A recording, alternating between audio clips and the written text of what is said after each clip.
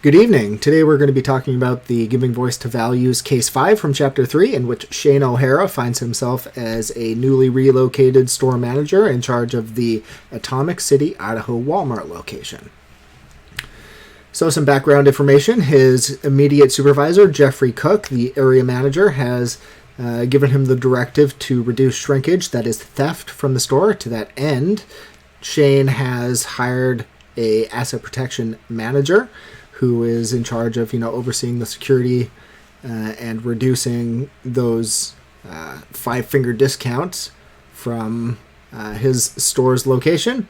Additionally, Shane's boss's boss, so Jeffrey Cook's immediate supervisor, has recently retired, as has that supervisor's supervisor retired. So there's a big power void above both Shane and Jeffrey Cook. Additionally, the area asset protection manager supervisor has recently been fired, and so there is a power void above Shane's local asset protection manager's position as well.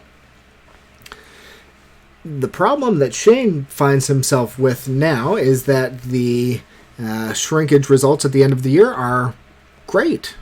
Not a bad problem, except they're a little bit too good.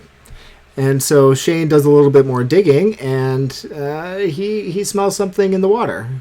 And due to this, he ends up bringing it up to Jeffrey Cook, and Jeffrey, Mr. Cook, ends up putting him on administrative leave with pay. As he investigates the situation, Shane feels like he's being set up as a fall guy and doesn't quite like it. Because of this, he asks one of his cohorts in the area, one of his peers, another store manager, for some advice. Ends up finding out that a similar thing ended up happening to her about a year ago. She did some digging, found out that there was some misrepresentation of store inventory. With this information, Shane has a few options. Shane, of course, is quite tied to has a vested interest in the outcome of this case, not only for job and reputation things, but also for relations, promotion potential, and whatnot as well. The other store manager who gave Shane this information also has a vested interest. She likely doesn't want to make waves. There is a power void and promotion potential. Maybe she'll get promoted if she keeps her mouth shut. Who knows? For Shane's boss, Jeffrey Cook's part, he is very likely up for a promotion, being considered for, that vacant supervisory position above him. And he also very likely knows that there is some impropriety going on in the accounting and reporting of the inventory at Shane's store. So Shane finds himself in a little bit of a conundrum. Clearly, this is not the first time that this has happened.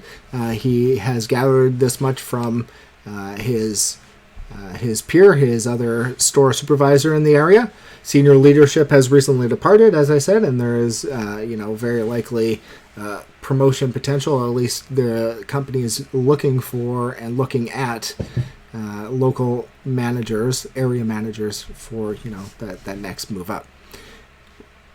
The stores and retail in general have razor-thin margins, and so, any improvement can be seen as, quite a notch on their belt, or, something that'll set them apart.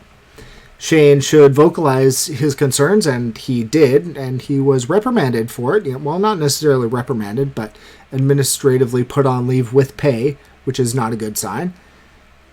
He can bring this up to, I would personally bring this up to the acting head of area operations, not necessarily his direct supervisor, Cook. He tried that, didn't work out, but Cook's boss in an acting capacity.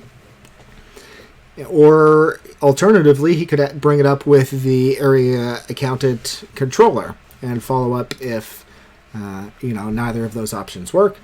He's likely to run up against some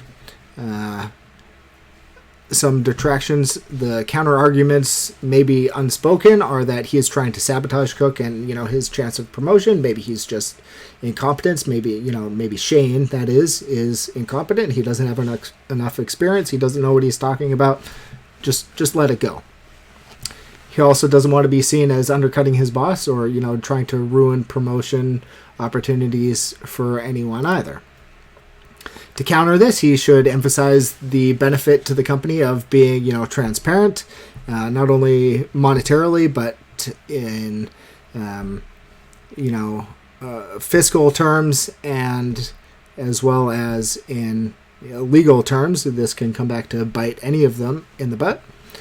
The next point is that he should point out his store's historical success as well as draw averages of, KPIs and shrinkage rates for other stores and show that there's likely no way that these results can actually be true. And then finally, he should redirect to the organizational effect of, having this come to light regardless of, how the actual timing looks.